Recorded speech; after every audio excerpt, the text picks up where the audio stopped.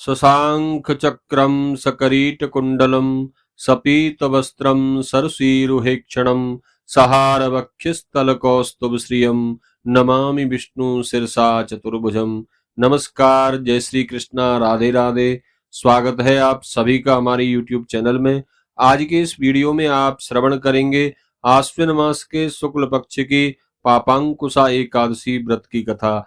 इस बार आश्विन शुक्ल पक्ष की पापांकुशा एकादशी का व्रत जो है वह 3 अक्टूबर शुक्रवार के दिन किया जा रहा है। इस एकादशी व्रत का पारण 4 अक्टूबर को प्रातःकाल 6:15 से 9:10 के मध्य में किया जाएगा। आइए श्रवण करते हैं पापांकुशा एकादशी व्रत की कथा। एक बार प्रेम से कहिए, बोले विष्णु भगवान की जय, लक्ष्मी माता की जय, श्री राधा कृष्ण भगवान की जय, एकादशी माता की जय। युधिष्ठिर ने देवकी नंदन भगवान श्री कृष्ण से पूछा, भगवान कृपा करके यह बताइए कि आश्विन मास के शुक्ल पक्ष की एकादशी का क्या नाम है। भगवान श्री कृष्ण उत्तर देने लगे, बोले राजन, आश्विन मास के शुक्ल पक्ष की एकादशी का नाम पापांकुशा है। यह बहुत श्रेष्ठ और पापों को उखाड़कर फेंक देने वाली है। इस एकादशी के दिन मन की इच्छा पूरी हो जाने के लिए स्वर्ग और मोक्ष के दाता पद्मनाभ नामक मुझ वासुदेव की पूजा करनी चाहिए। इंद्रियों को नियंत्रित करते हुए मुनि लोग जिस फल को बड़े लंबे समय तक कठिन तपस्या करके प्राप्त कर पाते हैं, वह फल इस एकादशी के दिन भगवान गरुड़ध्वज को प्रणाम करने मात्र से ही मिल जाता है। पृथ्वी पर जितने तीर्थ और पवित्र पूजा स्थल हैं, उन सब की सेवा का फल भगवान विष्णु के नाम का कीर्तन कर लेने मात्र से प्राप्त हो जाता है। जो प्राणी सारंग धनुषधारी सर्वव्यापक भगवान जनार्दन की शरण प्राप्त कर लेते हैं, उन्हें कभी यमलोक की यातना सहनी नहीं पड़ती।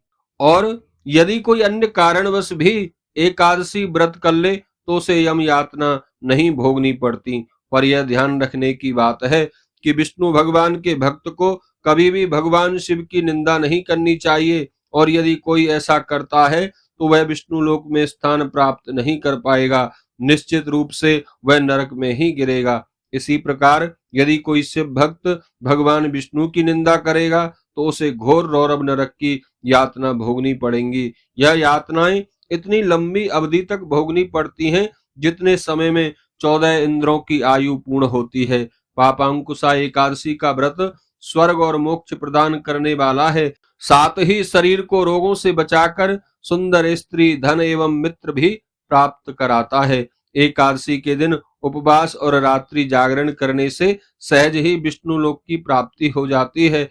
जो इसका एक बार व्रत करता है, उसके अपने कुल की 10, ननिहाल की 10 एवं अपनी ससुराल के पक्ष की 10 पीढ़ियों का उद्धार हो जाता है। एकादशी का व्रत करने वाले लोग दिव्य रूप प्राप्त करते हैं। भगवान विष्णु की तरह चतुर्भुज हो, गरुड़ के झंडे के साथ हारों से सुशोभित हो, पीतांबर धारण करके बैकुंठ धाम को गमन करते हैं। इस विषय में एक पौराणिक कथा है जो मैं तुम्हें सुना रहा हूँ। भगवान श्री कृष्ण कहते हैं, युधिष्ठिर, प्राचीन काल में बिंद पर्वत पर क्रोधन नाम का एक अत्यंत क्रूर बहेलिया रहता था। उसने अपना पूरा जीवन हिंसा, लूटपाट, मद्यपान और गलत कार्यों में व्यतीत किया। जब उसका अंत समय आया, मृत्यु का समय आया, तब यमराज के दूत उसे लेने पहुंचे। यमदूतों ने उसे बताया कि कल उसका अंतिम दिन है। यह सुनकर बहेलिया बहुत भयभीत हो गया। भयभीत क्रोधन महर्षि अंगिरा के आश्रम में गया और उनके चरणों में गिरकर प्रार्थना करने लगा। उसने मुनिवर से अपने पापों से मुक्ति पाने और मोक्ष प्राप्त करने का कोई उपाय बताने का निवेदन किया।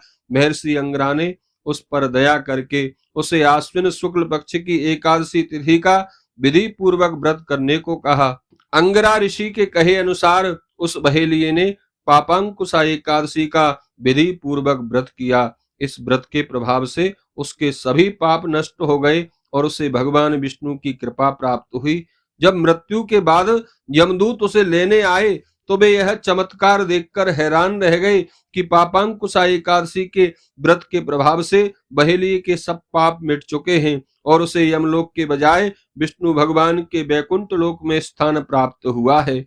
आश्विन शुक्ल पक्ष में पापांकुशा एकादशी का व्रत करने से ही मनुष्य सब पापों से छूटकर श्रीहरि का लोक प्राप्त कर लेता है। जो व्यक्ति इस दिन सोना, तिल, भूमि, गौ, अन्न, जल, जूते और छाते का दान करते हैं, उसे कभी यम के दर्शन नहीं होते। जिनमें इतनी सामर्थ्य नहीं है, ऐसे निर्धन व्यक्ति भी स्नान एवं यथाशक्ति प्रतिदिन दान करके जीवन सफल बना सकते हैं। जो लोग हवन, यज्ञ, स्नान, जप, ध्यान आदि पुण्य कर्म करते हैं, उन्हें भयंकर यम यातना के कभी भी दर्शन नहीं होते। संसार में जो भी लंबी आयु वाले वैभवशाली, कुलीन और स्वस्थ लोग दिखाई पड़ते हैं, उन्होंने पहले पुण्य किए हुए होते हैं। पुण्य करने वाले लोगों की ऐसी स्थिति होती है। सभी बातों का सार यह है कि पाप करने वालों की बुरी गति होती है और धर्म करने वाले सुख पूर्वक जीवन व्यतीत करके स्वर्ग लोक को चले जाते हैं।